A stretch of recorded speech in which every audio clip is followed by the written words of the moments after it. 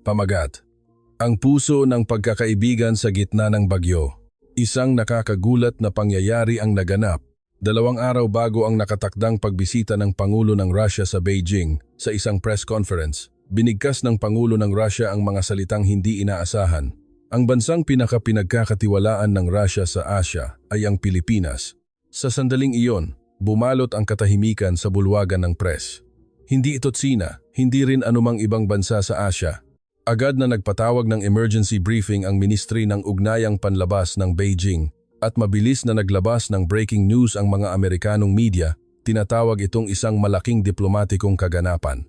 Ngunit ang tunay na pagkabigla ay darating pa lamang.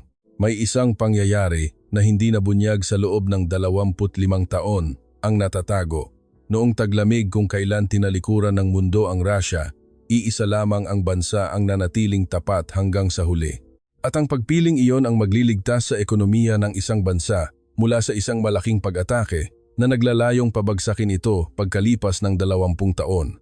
Ano nga ba ang tunay na dahilan kung bakit tinukoy ng Russia ang Pilipinas bilang bansang pinagkakatiwalaan nito sa harap ng mundo? Bakit Pilipinas, hindi Tsina o Amerika?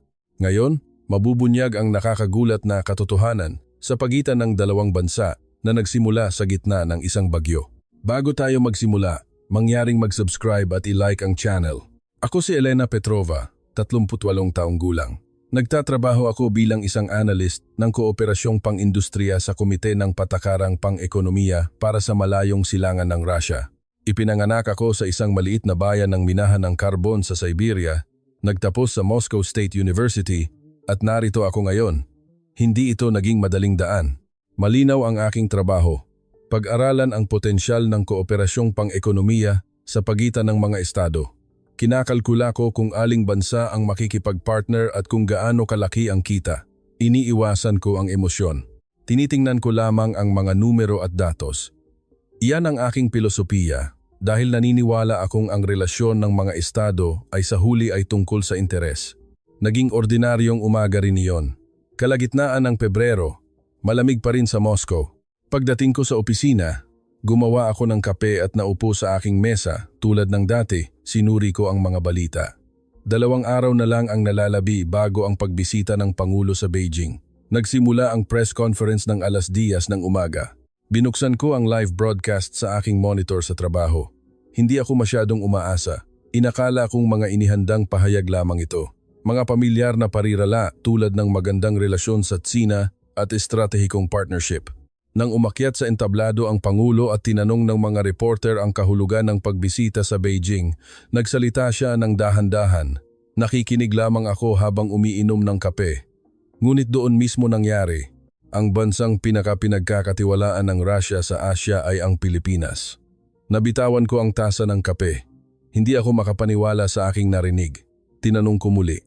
Malinaw niyang sinabi, Pilipinas. Hindi Tsina. At 2 araw bago ang pagbisita sa Beijing. Hindi ito kapani-paniwala.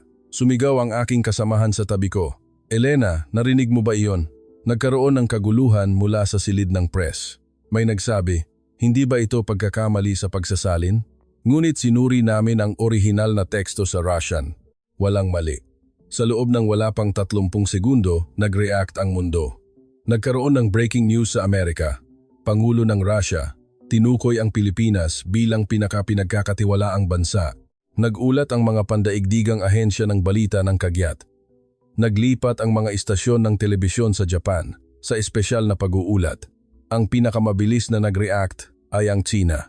Narinig namin ang balita na nagpatawag ng emergency briefing ang Ministry ng Ugnayang Panlabas ng Beijing. Habang pinapanood ko ang screen, napakunot ang noo ko. Ang paggamit ng salitang pagtitiwala sa relasyon ng mga estado, lalo na ang ekspresyong pinagkakatiwalaan. Ang diplomasya ay hindi tungkol sa emosyon. Ito ay kalkulasyon. Kung may interes, magkamayan. Kung wala, tatalikod ka. Iyan ang relasyon ng mga estado. Nagtrabaho ako sa larangang ito ng mahigit 20 taon at natutunan ko iyon. Tumunog ang telepono. Ang aking boss. Elena, umakyat ka agad. Pagbukas ko ng pinto ng opisina ng departamento, naroon na ang 5 tao. Lahat ay may seryosong ekspresyon. Sinabi ng pinuno ng departamento, Gumawa ka ng isang emergency report. Suriin kung bakit Pilipinas. Ano ang deadline? Bukas ng umaga, wala pang isang araw. Bumalik ako sa opisina. Naupo ako sa harap ng keyboard at sinimulan kong hanapin ang mga materyales na may kaugnayan sa Pilipinas. Sinuri ko ang laki ng ekonomiya, ranggo ng GDP, dayuhang pamumuhunan at pagpapalitan ng kalakalan. Gumawa rin ako ng listahan ng mga kooperasyong proyekto sa pagitan ng Russia at Pilipinas. Ngunit kakaiba, ang mga numero lamang ay hindi sapat upang ipaliwanag ito. Ang dami ng kalakalan sa Tsina ay higit sa 5 beses ng sa Pilipinas. Ang laki ng pamumuhunan ay hindi maaaring ikumpara. Sa mga objetibong sukatan, walang dahilan para ang Pilipinas ang maging unang kandidato. May kulang, mayroon sa likod ng mga numero, ngunit hindi ako naniniwala sa ganoong bagay. Ang mga estado ay hindi gumagalaw batay sa emosyon, palaging interes. Ganyan ako nagtrabaho, napabuntong hininga ako, kailangan ko na namang suriin ang mga pampulitikang pahayag, ngunit nagkamali ako. Lubusan akong nagkamali.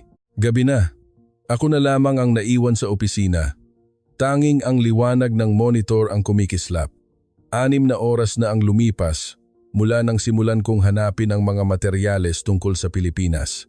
Masakit ang aking mga mata at likod. Patuloy kong tiningnan ang mga economic indicators. Pinagsama-sama ko ang datos ng nakaraang 10 taon. Ngunit ang graph ay kakaiba. Mula noong unang bahagi ng 2000s, mabilis na lumago ang ekonomiya ng Pilipinas. Mabilis silang umangat sa pandaigdigang antas sa mga larangan ng semiconductors, paggawa ng barko at mga sasakyan. Nakakagulat na bilis. Doon, sinuri ko pa ang nakaraan. Binuksan ko ang mga materyales noong huling bahagi ng dekada 1990. Nang magbago ang screen, huminto ako. Nobyembre 1997. Nakita ko ang salitang krisis sa ekonomiya. Nag-click ako. Nabuksan ang isang report. Sinimulan ko itong basahin, ngunit nahirapan akong huminga. Ang ekonomiya ng Pilipinas ay ganap na bumagsak. Ang halaga ng piso ay dumoble sa isang araw. Isa-isang nagsara ang mga bangko. 28 malalaking kumpanya ang nalugi. Sinuri ko pa. Binuksan ko ang mga talaan ng balita noong panahong iyon. Nakasaad na ang mga nawalan ng trabaho ay lumampas sa 1 milyon. Ang mga lansangan ay puno ng mga nawalan ng tirahan. Nakita ko ang mga artikulo tungkol sa mga pamilyang naghiwa-hiwalay. Isang buong bansa ang bumagsak. Nagbigay ng tulong pinansyal ang mga pandaigdigang institusyon ng halagang 58 bilyong dolyar. Ito ang pinakamalaking halaga sa kasaysayan. Ngunit may mga kondisyon. Austerity, structural adjustment, market liberalization. Wala nang pagpipilian ang Pilipinas kundi tanggapin ito. Doon ko natagpuan ang isang kakaibang talaan, isang kilusan ng pagbibigay ng ginto sa bansa. Sa una, binasa ko ang nilalaman at huminto ako. Nangalap ang mga mamamayan ng ginto at ibinigay sa bansa. Tinanggal nila ang kanilang mga singsing sa kasal. Tinunaw nila ang mga singsing bilang regalo sa kapanganakan ng sanggol at ibinigay. Ang mga lola ay nagbigay ng kanilang mga brotse na ginto na kanilang inipon sa buong buhay nila. Nakasaad na 3.5 milyong tao ang lumahok, nakakalap ng 115 tonelada ng ginto. Habang nakatingin sa screen, nawalan ako ng salita. Posible ba ang ganito? Ang pagbibigay ng pinakamahalagang bagay ng isang individual para sa bansa at 3.5 milyong tao. Hindi ako makapaniwala. Naghanap ako ng mga video footage. Nakakita ako ng pila sa harap ng bangko. Mga taong may hawak na maliliit na sobre. Isang babae ang nagbigay ng interview. Pasensya na po, ito lamang ang magagawa ko para sa bansa kapag nahihirapan ito. May luha sa kanyang mga mata. Naramdaman ko ang bigat sa aking dibdib. Galing ako sa isang bayan ng minahan ng karbon sa Siberia. Alam ko ang kahirapan. Alam ko ang ibig sabihin ng singsing sa kasal. Na hindi lamang ito isang piraso ng metal. Ngunit ibinigay ito ng mga Pilipino sa kanilang bansa. Binuksan ko ang susunod na materyal. Mga talaan noong 1998-1999. Nagsimula nang bumawi ang Pilipinas. Nagsimula silang magbayad ng kanilang mga utang sa mga pandaigdigang institusyon. Mas maaga kaysa sa inaasahan. Noong 2000, ganap na silang nakabayad. At nagsimula ang dekada 2000. Nagbago ang Pilipinas. Naging semiconductor powerhouse.